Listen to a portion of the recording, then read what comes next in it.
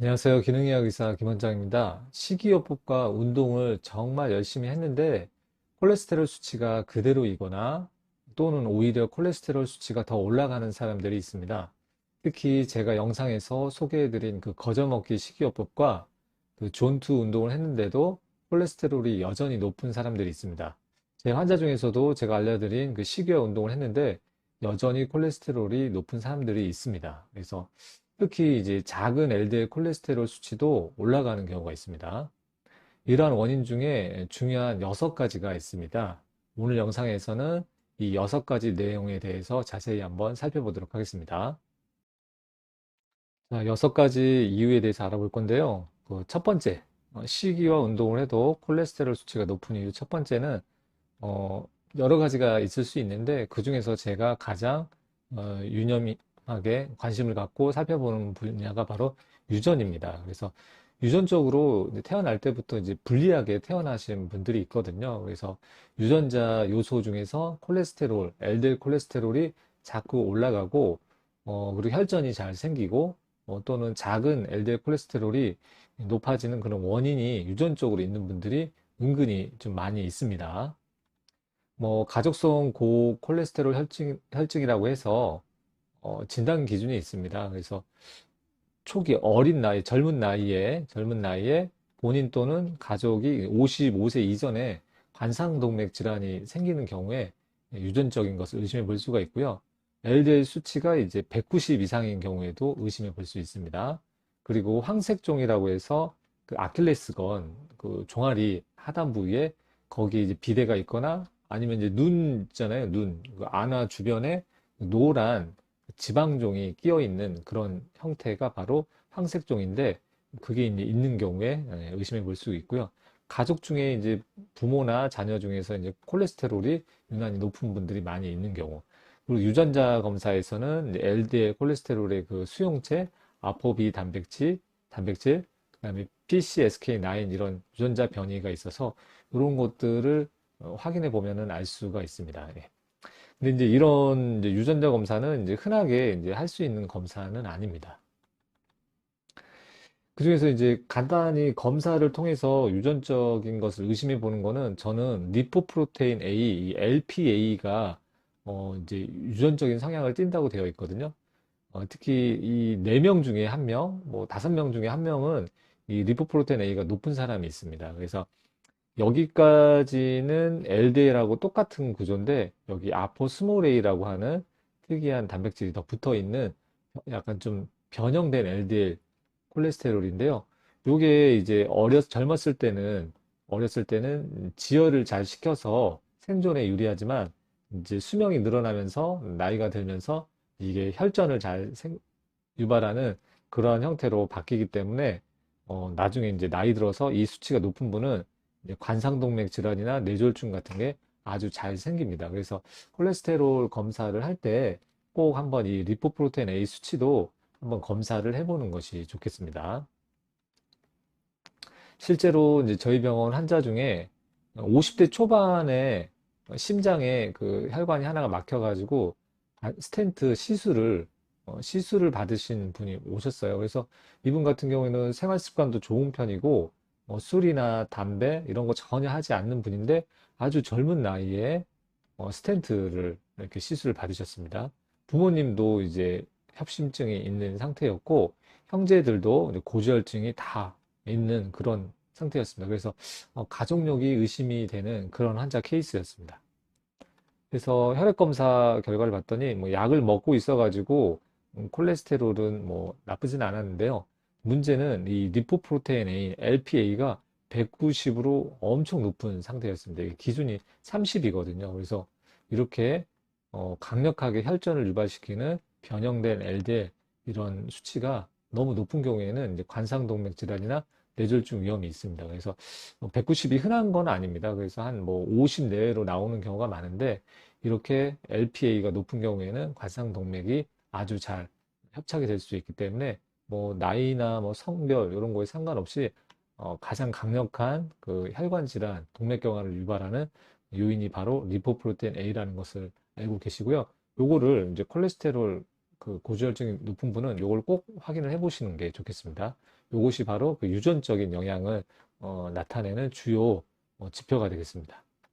그 실제로 이제 저희 병원에서 하는 이제 고지혈증 관련된 그 유전자로는 아포2 유전자하고 아포A5 유전자가 있습니다. 그래서 이 두 가지 유전자가 이상이 있는 경우에도 이상하게 콜레스테롤 수치가 잘 안 떨어지고 식이요법과 운동을 해도 잘 안 떨어지는 분들이 있습니다. 결과를 보면은 이제 아포2가 E3, E4로 E2, E2면 제일 좋은데 거의 보통 E3, E3가 많이 나오는데 이분처럼 E4가 하나 포함이 되어 있으면은 하나 E3, E4 이렇게 둘 중에 하나는 이제 어머니, 둘 중에 하나는 아버지한테 받은 건데 운이 나쁘게도 이 E4가 포함이 되어 있고 E4가 높은 경우에 콜레스테롤이 잘 제거되지 않는 콜레스테롤이 올라가는 위험이 있고요. 아포 A5 같은 경우도 유전적인 변이가 있어서 중성지방이 잘 올라가게 되는 그러한 유전자를 갖고 있는 환자였습니다. 이 환자도 콜레스테롤을 보면은 토탈이 252로 높고요. HDL이 상당히 좀 낮은 편이고요. 상대적으로 LDL은 163입니다. 근데 중성지방이 엄청 높죠. 그래서 이분하고도 이제 얘기를 해보면은 중성지방이 이제 228인데 100을 이하로 나오는 게 좋고 HDL하고 비율은 두 배를 안 넘는 게 좋죠. 두 배면은 이제 86인데 그리고 총 콜레스테롤에는 4배를 안 넘는 게 좋죠. 4배면은 뭐 172 정도 되는데 훨씬 뛰어넘잖아요. 그래서 이 동맥경화 패턴을 나타내고 있는데 그 아무리 식이요법하고 운동을 해도 잘 안 되는 콜레스테롤이 잘 조절이 되지 않고요. 칼슘도 상당히 수치가 높은 편으로 유지를 해서 혈관에 칼슘이 쌓이고 있는 그런 동맥경화가 진행되고 있는 그런 패턴이라고 할 수 있습니다. 근데 유전적인 요인이 아주 강하게 작용하는 경우에는 식이요법하고 운동 효과가 상대적으로 좀 떨어질 수 있다. 이렇게 볼 수 있겠습니다.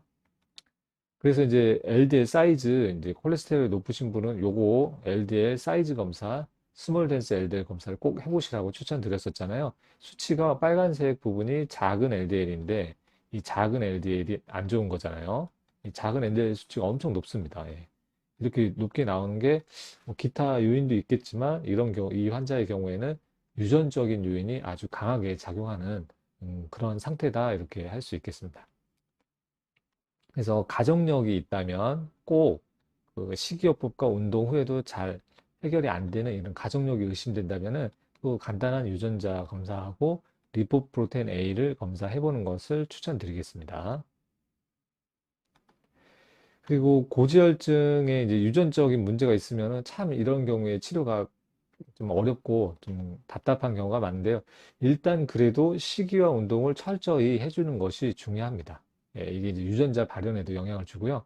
그리고 항산화 영양제를 충분히 섭취하는 게 중요한데 식이 같은 경우에는 당연히 이제 거저먹기 탄수화물을 줄이는 식단을 하셔야 되고 운동은 존투 트레이닝 그 심박수를 적절하게 젖산 섭취 심박수로 유지를 해서 유산소 운동을 최소한 한 1시간 정도 하루에 꾸준히 해주는 이 운동과 식이를 또 철저히 해주는 게 그나마 훨씬 더 많이 올라가는 것을 좀 낮춰줄 수 있는 효과가 있고요.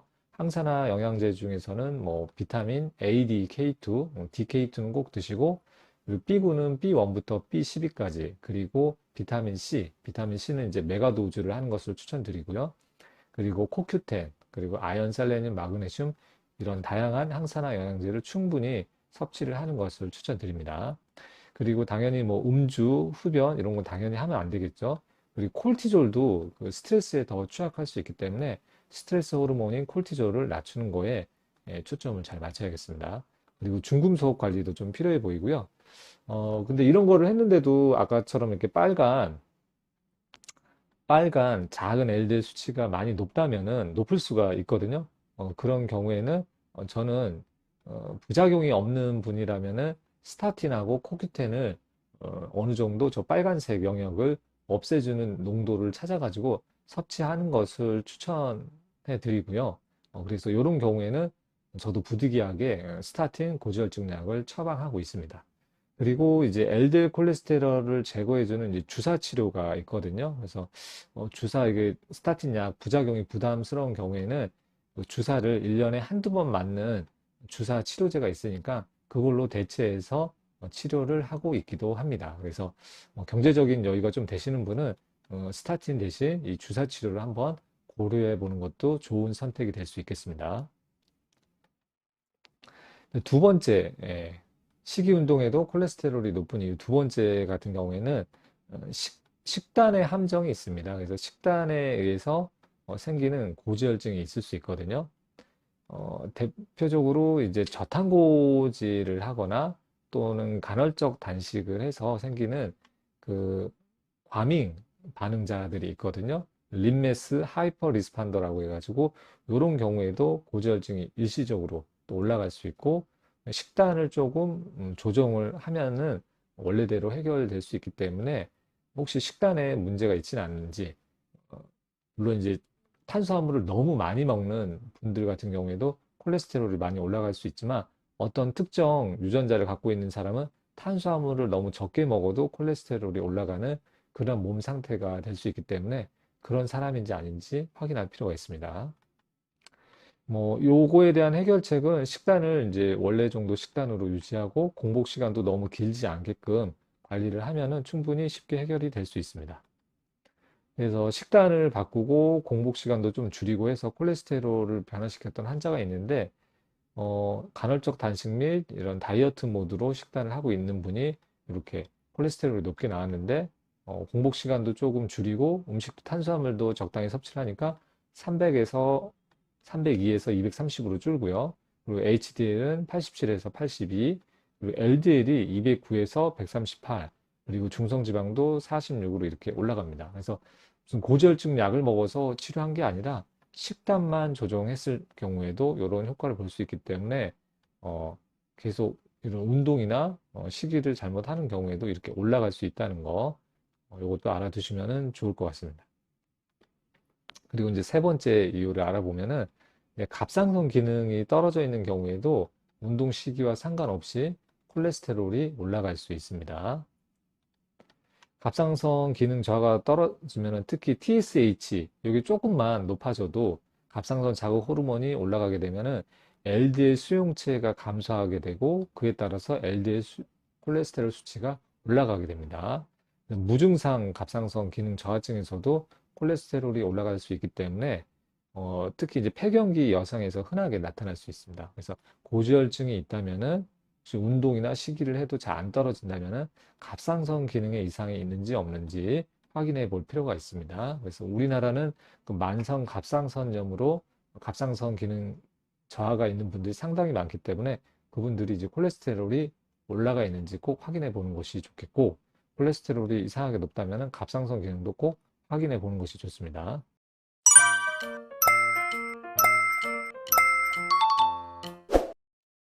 그 식이와 운동해도 콜레스테롤이 높은 이유 이제 네 번째가 있습니다. 이제 네 번째 같은 경우에는 먹고 있는 약이 혹시 콜레스테롤을 높이는 건 아닌지 확인을 해볼 필요가 있습니다.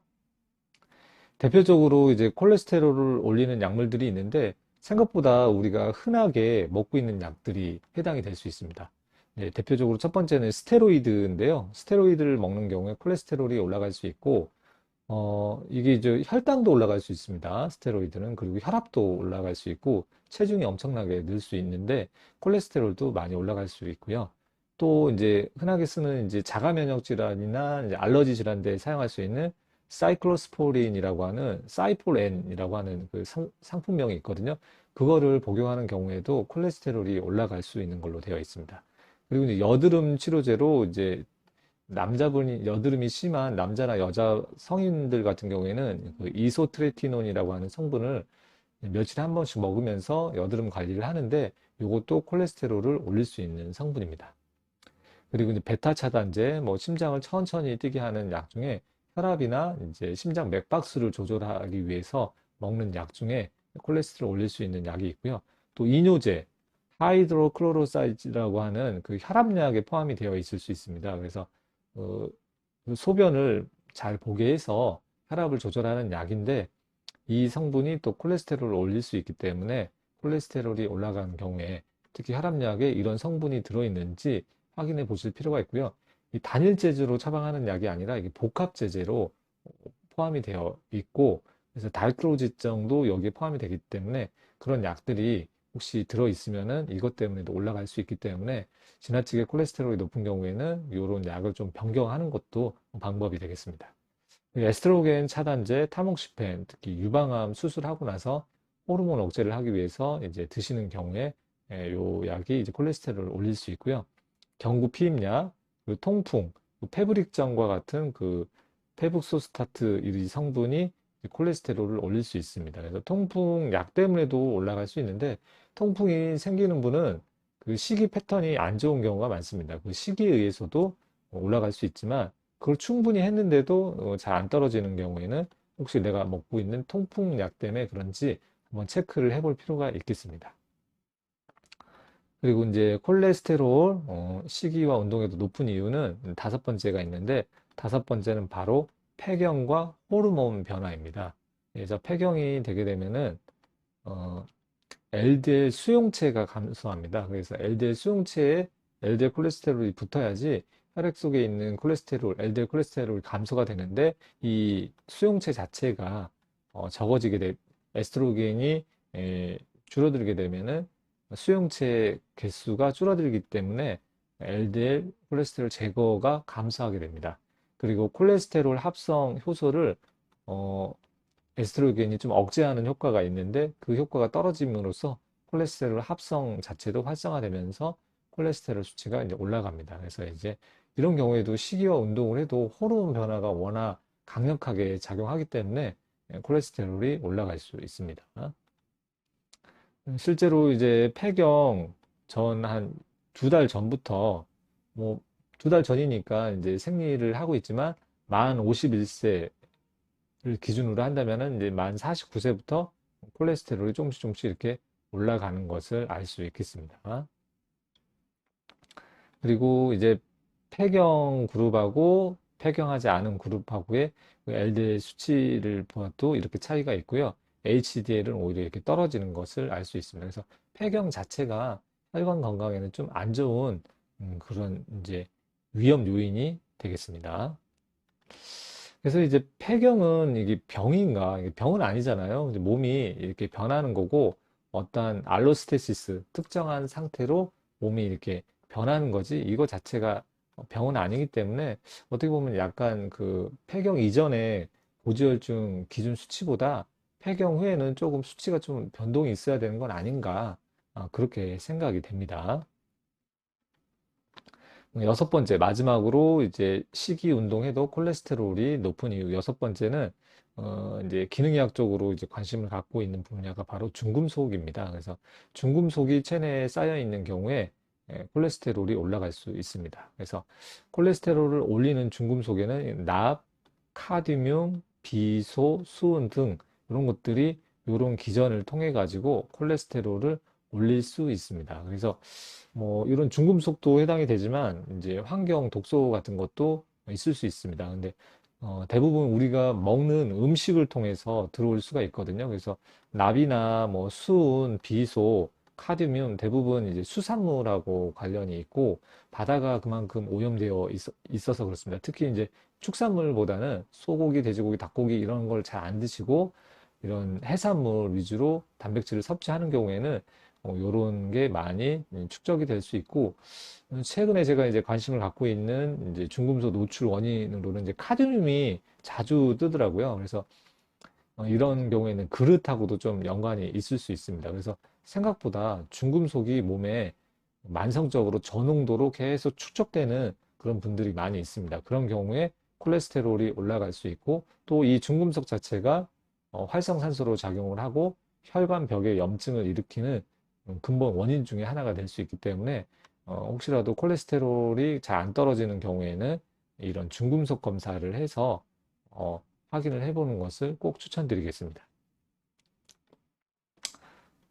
콜레스테롤이 높다면은 이제 가장 우선적으로 해야 할 것은 뭐 이래나 저래나 저는 이제 식단을 가장 먼저 이 영상을 보시면은 거저 먹기 식단, 거꾸로 저탄수화 먹기 식단에 대해서 소개해 드렸으니까 안 보신 분은 꼭 해보시고 그리고 유산소 운동을 아주 똑똑하게 잘 해야 됩니다. 그래서 전투 심박수를 잘 유지하면서 하는 유산소 요 두 가지를 무조건 해야 됩니다. 유전적인 요소든 뭐 다른 요소가 있더라도 일단은 이것을 하는 게 기본적인 치료고요.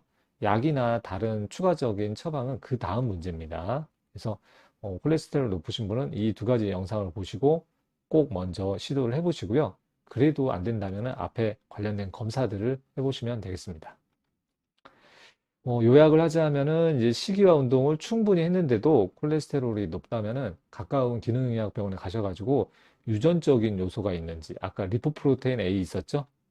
요 수치가 높은지, 또는 아포2 유전자, 아포 A5 유전자가 혹시 내가 가지고 있는지, 그리고 식단을 지나치게 그 저탄고지를 하거나 간헐적 단식을 너무 오래 하는지, 또는 갑상선 기능이 떨어져 있는지, 여러 가지 스테로이드, 통풍약 등등 그런 약 때문에 내가 먹고 있는 약이 거기에 해당이 되진 않는지, 그리고 폐경 및 호르몬 이런 이상이 있는지, 그리고 이제 중금속 이런 것들을 한번 가까운 기능의학병원에 가셔가지고 확인해 보는 것을 추천드리겠습니다. 자, 오늘 영상은 여기까지 말씀드리고요. 다음에 또 유익한 영상으로 찾아뵙도록 하겠습니다. 시청해 주셔서 감사합니다.